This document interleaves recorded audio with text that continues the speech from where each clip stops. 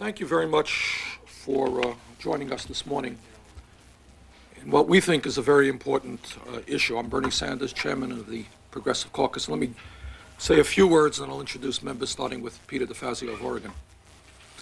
As many Americans are now beginning to understand, the Republican proposals, the contract with America and their tax proposals, are going to cause devastating pain to tens and tens of millions of Americans, including the weakest and most vulnerable people in our society. We're talking about savage cuts in Medicare, in Medicaid, in fuel assistance, in education, in student loans, and many, many other programs that vulnerable and weak people depend upon.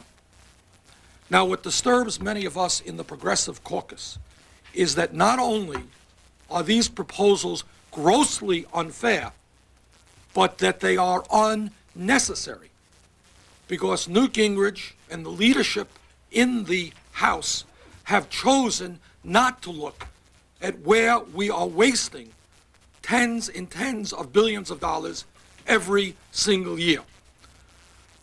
Conservatives, moderates, and progressives agree that every single year the taxpayers of this country are providing approximately $125 billion a year in corporate welfare to the largest corporations in America and to the wealthiest people. And what we intend to do today is to show that if we move in attacking corporate welfare, and if we say to the wealthy and the powerful that you cannot continue to receive tax breaks and subsidies that come from the middle class, that in fact many of the savage cuts that Speaker Gingrich and the others want to implement will be absolutely unnecessary. Various members have chosen to focus on particular areas.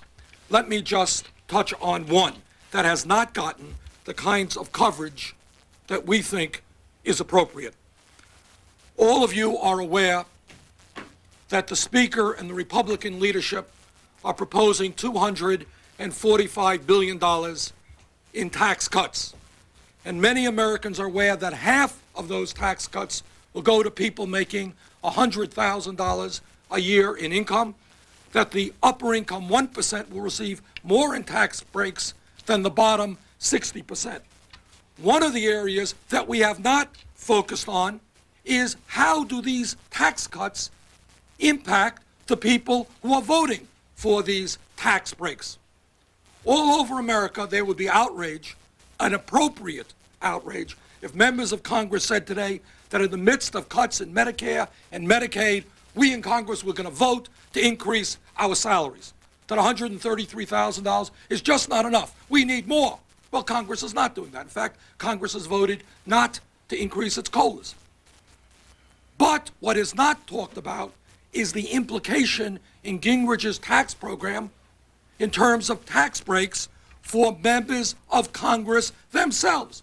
In other words, if a member of Congress is going to vote for this tax package, how does it impact him or her and one's family?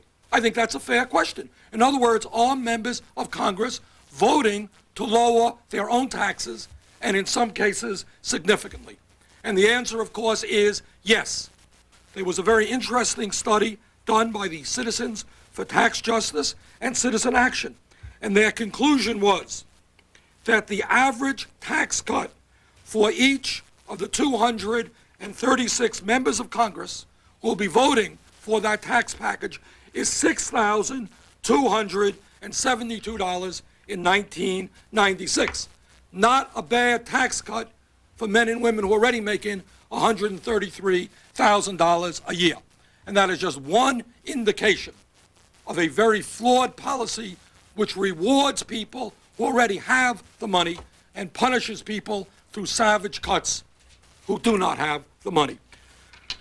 Let me now introduce Peter DeFazio, Congressman from Oregon, who has played an outstanding role in the Progressive Caucus since its formation. Peter? Thank